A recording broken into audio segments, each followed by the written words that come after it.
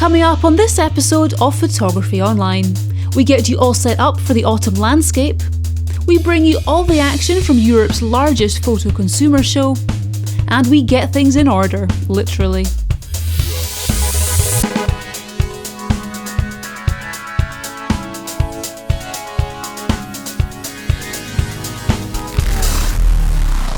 Welcome to part one of our October 2021 show, which we're bringing to you from the photography show here at Birmingham's NEC. If you're watching from outside the UK, NEC stands for National Exhibition Centre, and this is where most of the largest trade shows and events happen.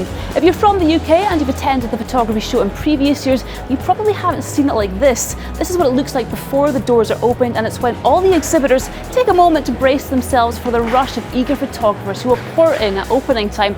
For us, this is the best time to wander around and see what everybody else is up to, meet a few people and get some of the show recorded as well. I'll be bringing you what we consider to be the highlights of the show over the next 30 minutes or so, but before that, let's get topical. Summer here in the UK is most definitely over, which means one of the landscape photographers' favourite seasons is upon us. Here's Marcus to give you a few pointers to ensure that you get some great autumn shots this year.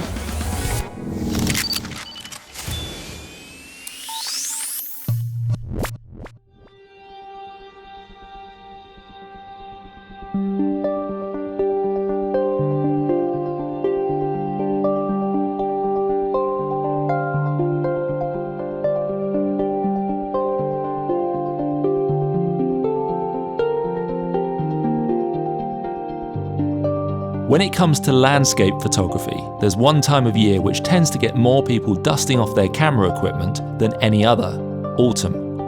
There are several reasons why autumn is so appealing. Looking beyond the obvious one, the colours in nature, it also comes off the back of one of the worst seasons for photography, the summer.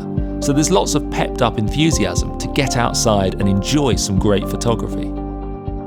Assuming you're watching this from the Northern Hemisphere, the potential in autumn tends to start around the end of September and gets better throughout October, but it peaks at different times in different areas. I haven't spent October in the UK for many years, as it often conflicts with overseas travel plans, so I'm quite excited to get out this year and see what I can get. So what can we look for if we want to capture the best that autumn has to offer? As with most photography planning, the weather will dictate the conditions, light, and the atmosphere of the scene, all very important factors. However, before we consider the weather, we need to plan a location, and this can be done well in advance. Now, I first discovered this location last year, but by the time I'd done so, the colours had just passed their peak. So I made a mental note to return again this year to try and grab it at its absolute maximum potential. This particular area of Scotland peaks in colour around the third week of October, but other areas are already past their peak, and there are a few which have yet to reach their peak. Having a little local knowledge as to when an area will reach its potential is key to getting the best results and allowing you to plan your photography many weeks in advance. One of the good things about autumn woodland photography is that it suits so many different lighting situations. The only situation that you don't want is bright overhead sunlight, because this causes too much contrast in the scene. What you really want is an overcast day like we've got today. But even if you get a sunny day and you want to go out and do some autumn woodland photography, all you have to do is wait until the sun gets low enough on the horizon that it's not casting any direct light on your scene, and you'll still get some great results. For me, there are two conditions which I'm always hoping for in autumnal photography. The first is for dark, moody skies with just a couple of gaps in the cloud to allow for direct light to hit key areas. This situation is always a winner, regardless of the season, so it's not surprising it works so well in autumn. The other is for mist, something common on October mornings if there is little or no wind, so monitor the forecast for this as much as anything else. Wind is the main enemy for the autumn landscape photographer for a number of reasons. Number one, it prevents mist from forming early in the morning. Number two, it removes reflections from water surfaces. But more to the point is it moves the foliage around, which means we're limited to the exposure times that we can use. It also strips the leaves off the trees, which is often the very point in coming out in autumn in the first place.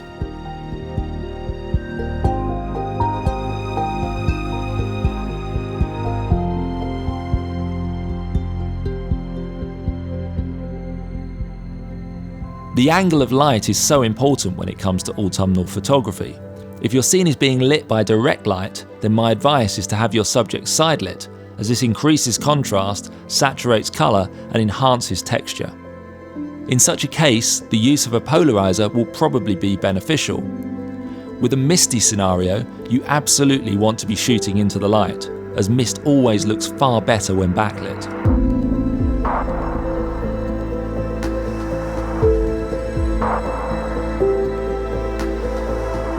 Predicting the peak time for autumnal colour requires some experience.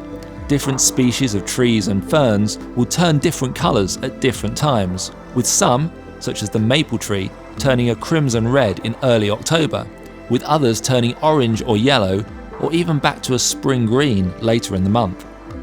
A mixture of all these colours can look spectacular, so it's simply a case of choosing the best time when they all work together.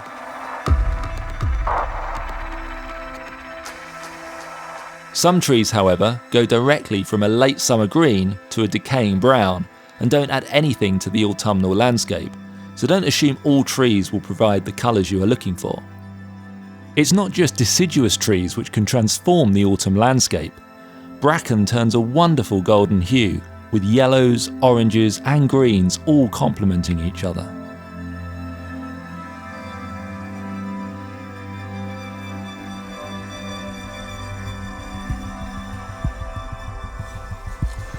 When it comes to landscape photography, we usually think of the first and the last hour as being the best for the light. But when it comes to autumn photography, particularly in woodland like this, it's the beginning of the day which is often much better. The autumn equinox occurs towards the end of September, and after this, the days become shorter than the nights. With sunrise in the UK at a respectable 7 to 8 AM, and with the sun staying lower in the sky for much of the morning, it's not only an aesthetically pleasing time of year, but it's also a convenient time for photography. So a final tip for autumn photography, especially if you come to a woodland like this, is to try and avoid using a wide-angle lens too much. Now, woodlands are very complicated and chaotic environments. If you try and include too much information, then the end result will just be a bit messy. What's better is to use something like a 70 to 200mm zoom and just focus in on some of the simpler elements of the scene, focusing on the play between the texture and the colours. A polarizer is really going to help you as well, because what that will do is it will take all the glare off of all the leaves and allow those autumnal colours to really come through. Technically, most autumn landscapes are easy to deal with.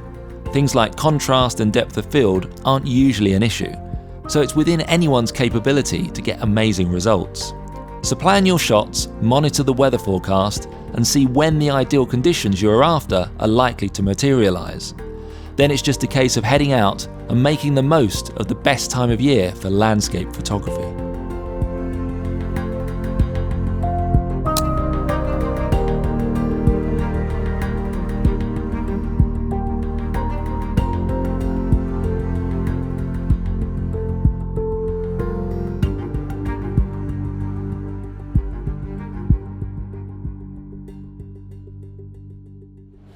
So we've got another essential camera skills feature coming up later on the show. Stick around for that, as we've got almost the entire team very ready and eager to give you their best advice on 10 things that you need to do for every shot.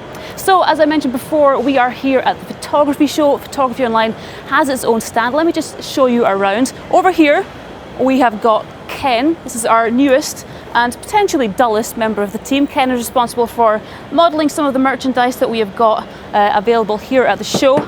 Over here we have got James, who you know, and James is modelling one of our newer t-shirt designs. Spin around, James, just show them the back. There we go, mid-tone crisis, very apt, I think, for James. And then over here we have got Harry, who, as promised, is wearing his kilt, and is more of a crowd control measure, I think, than anything else. If the crowds get too thick, he just hitches it up and away they run. And obviously we've got Marcus here behind the camera. And obviously this is the highlight for everybody coming to the show, but there are some other exhibitors here just to make up numbers, you know. So we have been on the prowl to have a wee look around at some of the newer and more innovative products available here at the show, including the much anticipated Canon R3.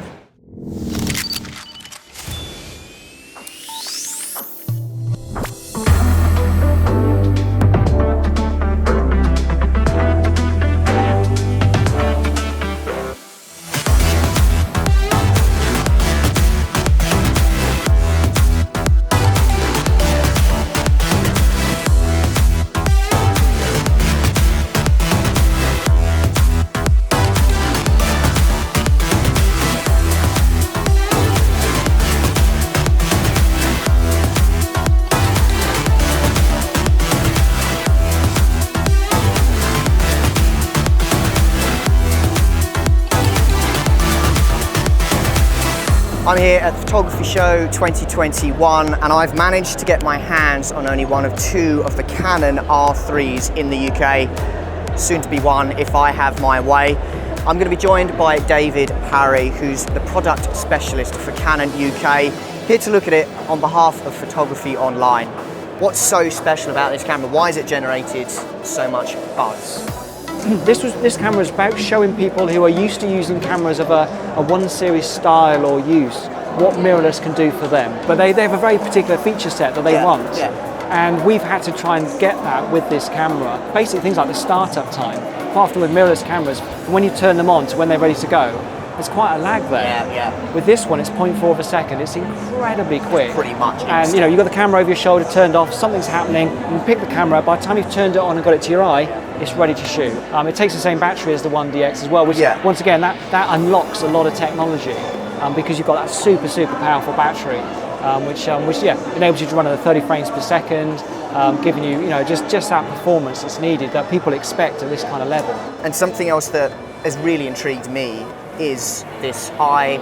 And so what are we calling it? The eye detect or eye autofocus? Eye detect autofocus is kind of its full thing. What this is about initial acquisition. So say if you've got 3 birds in the sky and you want to photograph the bird on the left, if you look at the bird on the left, your initial AF point will go straight to that bird. Right. And then when you press the shutter or whatever button you use to activate the autofocus system, the camera will take over. Okay. I've used it for motor racing and I found it absolutely amazing for doing that. Yeah. Picked up the subject a long way away and really, once you've got it on your eye and you press the shutter, super sticky, just absolutely follows there. So I don't know if you noticed as well, we've got a little cover on the top there on the hot shoe. Yes. So if you slide that backwards, so we've got a new hot shoe. So what's different about that than, say, on our R6? Okay, well the good news is it's the same size and shape as a standard hot shoe. You've got the same so I don't pins. Have to go out No. no adapters or anything like that? Not at all. It'll all still work. Now if you look under the front there, you can see there's pins underneath there. I can, yeah. So you've got 21 pins inside there, which enables you to communicate with accessories. If you're using like a speedlight transmitter or you're using an external microphone, so if you you've got the new ones, phantom source of power anymore. No, and also if you're using a microphone, the signal will actually go through the camera as well, so you don't need to plug in the 3.5 mil. So we don't even need to connect it up? No, it's all done through the camera. You can also control the accessory from the camera as well, so you use the touch screen on the back of the screen for controlling the accessory. This is obviously a very specialist piece of kit, so it's not something that everyone's going to go out and buy. So what's going to tempt, say, an R5 user onto an R3? I think it comes down to more the type of photography that you do, to which camera is suitable for you. If you're really into the high-end sort of sports, as I've said before, the sports, action, wildlife, news gathering type thing, you might find this will give you a better overall performance than something like the R5. The R5 has a 45 million pixel sensor, which is an unbelievably sharp sensor, but that's not for everybody. And that's why we make all these different cameras. There's no one camera that does everything. So it's really about choosing the feature set that suits you and suits the type of photography that you do.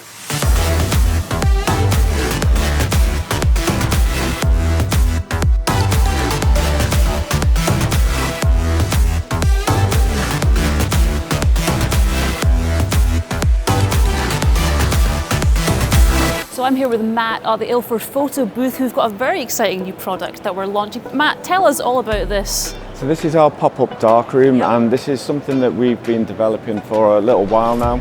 And the idea is that we've got a lot of people that are shooting film, but not a lot of them are making the transition into darkrooms. So this is obviously a light, tight pop-up darkroom. You can put it in any room in your house. Okay. It's got access for a fan, so you can kind of have the air coming in, cools you down, and it expands it slightly as well. And it packs away into this little bag that you're showing me here? So it packs away into this sort of size. I think it weighs about 8 kilograms all in once it's packed away. Is it inside here? It's not at the moment, no. It's a decent size. But yeah, it's again, we've tried to make it so, some of these things actually are really heavy and they're really big. So we've just tried to make it so that it is something that accessible. Once you're done with it, you can store it under the bed or in a cupboard somewhere when you're not using it.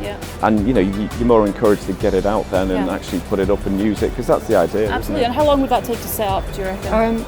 Probably about 5 minutes. Wow. It's easy with 2 people, but if you're on your own, it's still very possible to do it.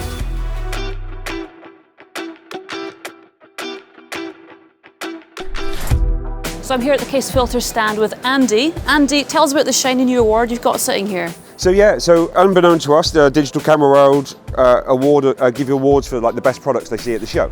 And our new double grad has been given that award, basically. Fantastic. So the double grad, just to explain quickly what it is, 2 filters in one. You can use it whichever way you want to use it, and that's how it works. It's a really simple idea. We're not entirely sure why nobody's thought of it before, and there is a certain man that we do need to say thank you for giving us that idea and helping us at Case develop it.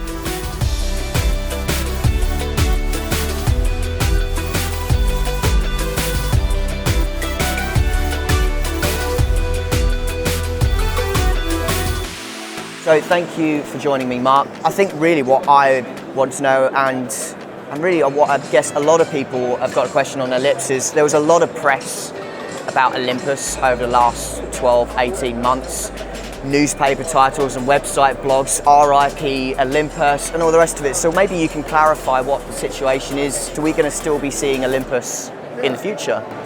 Yes, and one of the big reasons for having a nice big stand with a banner on it at the show is to remind people that yes, we are still here. Still there, still and plan to be here for some time to come. What would you say are the benefits really of Olympus? What makes Olympus Olympus? The message has always been about enjoying photography, taking away some of the pain which is carrying around heavy stuff. So this whole idea of the break-free message that we started a couple of years ago was to say you don't have to carry a lot of stuff around. You can have quite a condensed kit, several lenses in one bag, which you wouldn't be able to do with a bigger system. Yes. What has really changed in the last 2 or 3 years is the high-end performance has got to a level where it exceeds what is available elsewhere. Yeah. And behind that are also things like the image stabilization and pro capture, pick 2 examples, which are market leading, and they're allowing people to take pictures that they couldn't do otherwise. So for us it's about the overall mobility thing, and then people discovering that they can do things that they couldn't do before. Well, it's good to know, it's reassuring to know that we're not going to see any cameras disappearing at all, and that Olympus is here to stay. It is. Which is fantastic. It would be a shame to see that disappear. No. We're here for the duration. So I'm here with Paul from Analogue Wonderland to sell all manner of films, funky and otherwise, but you've got a brand new project, I understand. Tell us all about the Wonder Lab. People are constantly asking about the best way of developing, the best way of doing things. So the first thing we wanted to do is we wanted to try and help out local shooters. But of course, because we have a huge online community, we will be offering it for people to mail in as well. Head to the website, Analogue Wonderland. We also have an app which is super helpful for people if you want to pick up film on the go. But all the developing will be there within the next couple of weeks, by the end of September. And yeah, hopefully in time for Christmas fun, Christmas memories, Christmas photos. Micro dark rooms, Oliver. Tell us all about what it is. Yeah, so basically it's a bit of everything really. It's a camera, it's an enlarger, and it's your dark room as well. Okay. So you can do everything with this. You don't need a dark room, an enlarger, a film camera, and you can produce photographs, enlargements, and you can develop them all inside. All in the one box? Yeah, literally. Well, the only thing you need is the camera, the syringe dock, the syringes that come with it for the chemistry, and then just a film changing bag. Okay. Just to load the paper. Yeah, so these aren't actually available yet. You're actually crowdfunding to create a few more of them, is that right? That's right, yeah. So it'll be online on Kickstarter in sort of between 3 and 5 weeks. If you are interested, you can join the mailing list at www.pinstercamera.com.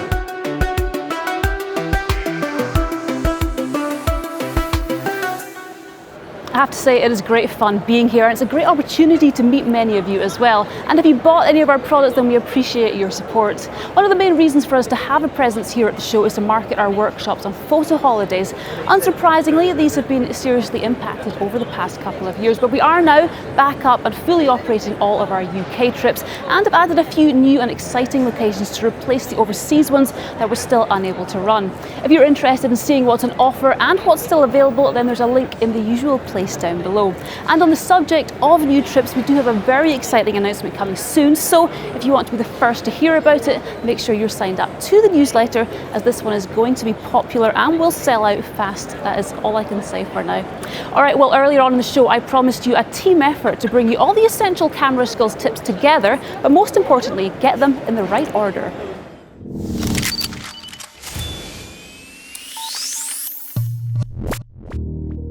Over the past couple of years here at Photography Online, we've been sharing all our knowledge on the essential camera skills you're likely to need to drive your photography forwards.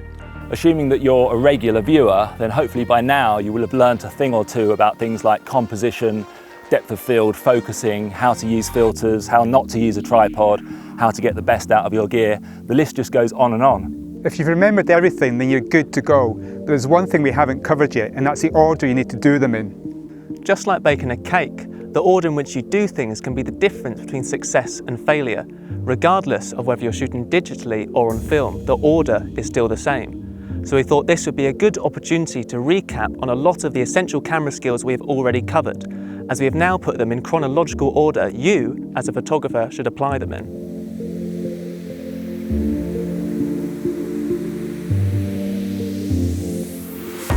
Step 1 is identify your subject.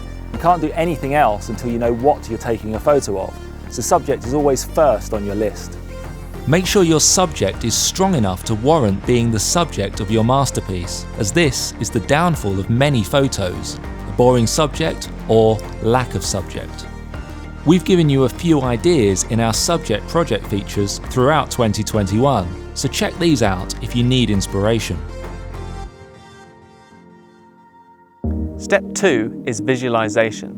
Now that we know our subject, we can start to imagine an image in our mind and how best to bring this to reality. This may require lots of planning, or it may require none at all. The key thing is that you are able to visualize how you want the photo to be, as without this, you're essentially relying on luck, which is probably not the best approach, unless of course you're Irish. When visualizing the image, try to imagine how your subject will best sit within its surroundings, what conditions you will need, and crucially, what light will best suit the scene. Step 3 is viewpoint, which is arguably the most important step in the taking of any photo. All I simply mean by viewpoint is the position of the camera. You can take 100 photos of the same subject from different positions, all in the same light with the same lens and the same settings, but the results will vary drastically. The best one will be taken from the best viewpoint, and this is something which cannot be changed in post-processing, so we need to ensure it's perfect before we press this button. Think in 3 dimensions, working out the optimum angle to your subject first, and then the optimum distance. Once we have these two sorted, you're now standing in the right place, so the only dimension left is height. Do you get down low to bring some of the foreground into frame, or do you shoot from eye level? Or you can also try to get up high, which for some people it is a struggle. There we go, thank you. There are no right and wrong answers, as viewpoint is subjective, but this is one of the most important inputs you can have into your work. So invest as much time into this as possible. We covered viewpoint in these 2 shows. Step 4 is composition. Now that we have our camera in the right position, we can make other compositional decisions, such as which focal length to use and where in the frame to place our subject. Considering things like the rule of thirds, leading lines, framing and balance are all important, but remember that rules are there to be broken, and if you break them intentionally, then it's probably the right decision. Step 5 is focus. There are many different methods of focusing, with each one having its own advantages in certain situations. More important than choosing the right focus mode and method is knowing where to focus. Almost all the time, this should be on your subject, but there are some rare exceptions. Remember that despite whatever aperture you're using, only objects exactly on your plane of focus will ever be truly sharp. So focus on the most important part of the scene, your subject. We covered focusing in this show. Step 6 is depth of field. Now that we have our subject in focus, we now need to decide whether to render all other areas of the image to appear sharp or out of focus. We do this with depth of field, which is influenced by focal length and distance to subject, but controlled by aperture. As we know, aperture also influences exposure, which is why you can't get your exposure right until you have sorted out your depth of field. We covered depth of field in this show, so check it out if you need to brush up on your skills. Step 7 is filters. This step might not be relevant, but if you are using filters such as a polarizer, then now is the time to fit them, as these will affect the exposure, which is... Step 8 is exposure. 3 controls influence exposure: ISO, aperture, and exposure time, which form the 3 sides of the exposure triangle. As we've already set our aperture to control the depth of field, we're left with just ISO and exposure time. If our subject or the camera are not moving, then exposure time has no influence on the image, so it makes sense to use this to control the exposure. However, it is often the case that our subject or the camera are moving, so we need to make sure that we have the correct exposure time to either freeze, illustrate, or exaggerate any movement. Assuming this is the case, then all we have left to control the exposure is ISO. So we now have aperture controlling our depth of field, exposure time controlling our movement, so the only thing left to control exposure is ISO. We covered exposure in a 3-part series in these shows.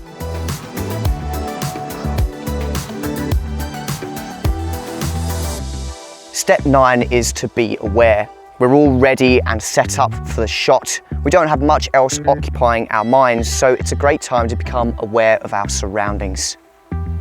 In a landscape environment, pay attention to the light, the direction of the clouds, and try to predict what is likely to happen in the coming seconds and minutes. Ask yourself whether the conditions are likely to improve or deteriorate. If it's the latter, then you better get a move on and take the shot.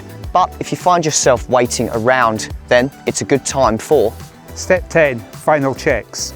We now have our subject perfectly focused with the right depth of field, all nicely composed and exposed. What could possibly go wrong? As it happens, quite a lot. Now is a good time to do a few housekeeping checks. Is the front of the lens clean?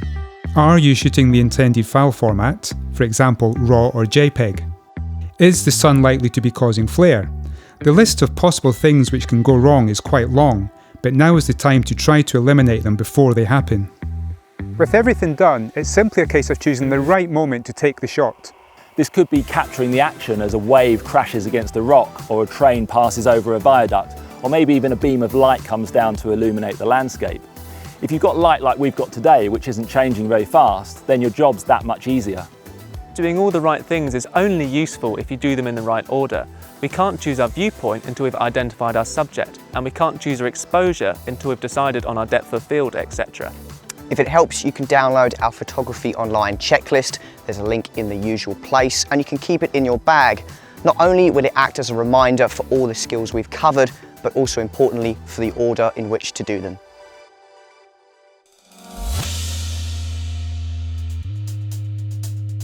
Well, you certainly can't complain that we haven't been educational enough on this show. And if you find those tips useful, you can download the list along with all the most important bullet points and keep it handy on your phone or print it out and keep it in your bag. And if you want something more comprehensive, then we have got this. Is our essential camera skills book, which covers everything that we featured last year, but we are working on series 2, which will hopefully be available towards the end of this year. There's a link to our shop down below. All right, well, that is it for part 1 of this month's show, but do join me for part 2 in just a couple of weeks, when we'll be exploring one of the most famous and mythical places in the world. We'll be using a brand new piece of equipment, the first in the UK, plus we'll be answering your questions, so please don't forget to join us for that. If you're watching this and you're not subscribed already to the channel, why not do it? It just means that you'll be notified every time we release a new show. Otherwise, it is easy to forget and we miss you when you don't turn up.